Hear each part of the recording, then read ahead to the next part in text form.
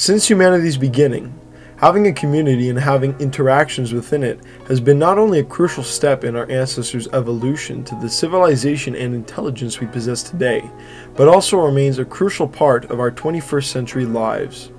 Richard Linklater's 1993 nostalgia-heavy Dazed and Confused illustrates this need for community rather well, as this need is one of the driving points of the film itself.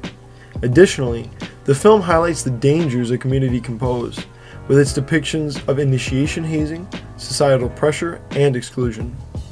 I'm Alex or RCG Blade, and this is Dazed and Confused, the need for and dangers of community.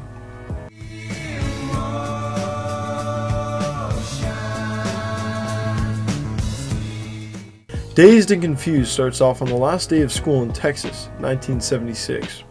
The film's first act revolves around the initiation rituals that the now seniors of Lee High School are imposing on the graduates of a nearby primary school, where the rituals differ by sex. For the boys, the initiation is a physical and painful one, being struck by wooden paddles by the bloodthirsty grade 12s. For the female initiation, while still being somewhat physical, is much more mental, involving embarrassment and humiliation. They are called pigs, covered in foodstuffs, walked on leashes with pacifiers, and are offered up for marriage to the senior men. It is during these moments that two characters, Adam Goldberg's Mike and Anthony Rapp's Tony, ponder over the reason for all of the unnecessary rituals, and why as a community everyone is so nonchalant about it all.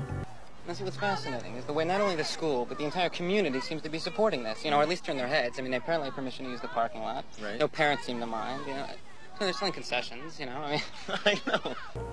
In this video, I'll be going over 3 examples in Dazed and Confused that highlight the need for community and at the same time, the potential hazards and harms of it. Arguably the film's main protagonist, Mitch Kramer is a recent elementary graduate about to make the jump to high school. His sister, Jody, a senior, unknowingly puts a target on his back for the seniors' hazing by asking them to take things easy on him. Well, just don't get him more than the other guys. Any of you. Kinda little, alright? You got our word, sis. Little brother will be okay. Thanks. See you guys. Benny! These guys, I don't know. You love it. Oh, there's just a little bit of bullshit and all that, right? Major bullshit. He's a dead man. He's fucking dead. As a result, Mitch is singled out by the seniors and is abandoned by his friends and teammates when stalked by seniors at a baseball game. After his hazing, Mitch meets with Randall Floyd, a senior who doesn't necessarily do what is expected of him, and we'll come back to that later. In their introductory scene, Randy doesn't partake in physically harming Mitch, and he later even offers to drive him home. After arriving at Mitch's house, Randy offers Mitch the opportunity to hang out with him and other high school students at the Emporium, an arcade and teen haven. Mitch agrees and eventually begins to flourish in his newfound community. He gets revenge on the high school bully O'Banion. He drinks and smokes marijuana for the first time. He succeeds in purchasing alcohol while underage, and ultimately he succeeds in getting the girl and coming home safely at the end of it all. Mitch is swallowed in by a hostile new community, and he emerges on top. Sabrina, a fellow freshman and recent graduate, experiences the night differently but ultimately achieves something similar to Mitch. She is introduced to us as a nobody, someone who is just standing around until being noticed by Jody, who asks Sabrina if she'd like to join some other freshman girls for hazing. Are you freshmen? Yeah. Well, are you in or are you out? In. Let's go. Not really knowing what to do exactly, Sabrina accepts and becomes subject to the grade 12 hazing.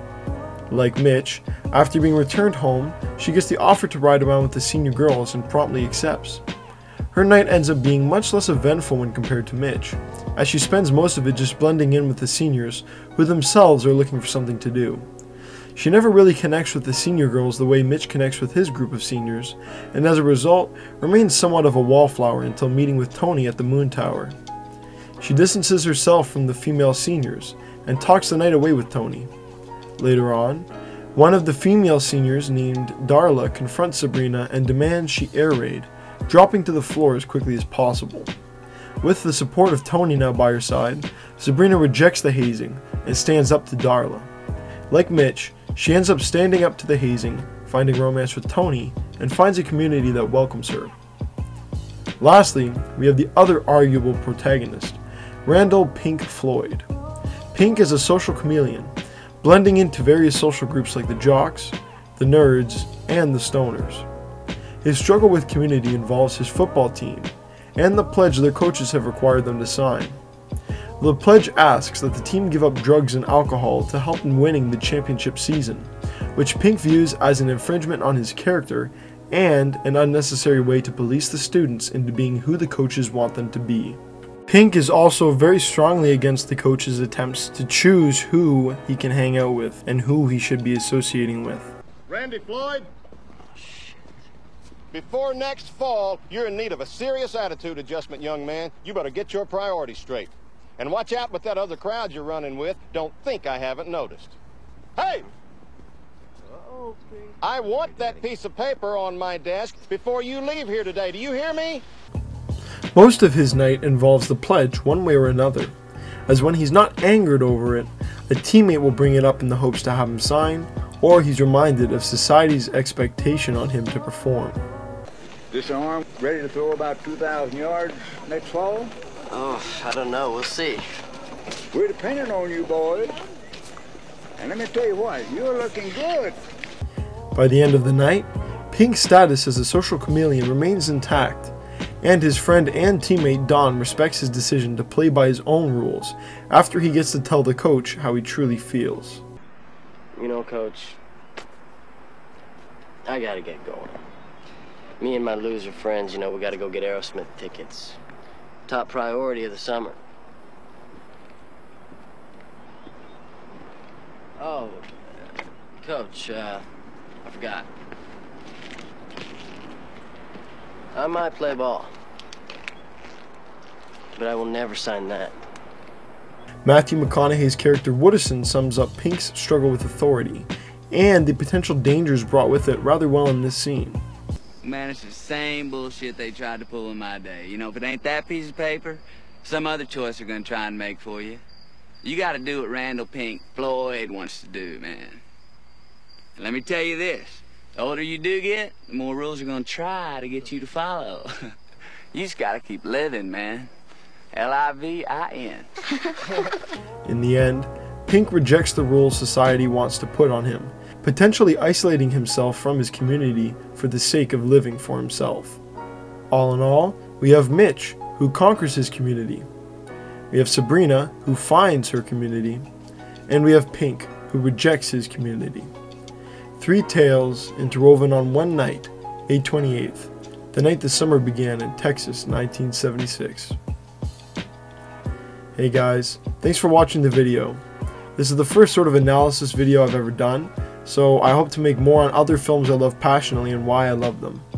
Anyways, that's it for this video, so feel free to comment what you thought, share this with any other Dazed fans you know, or even subscribe if you haven't already. Any kind of support, I'll take it, and I appreciate it.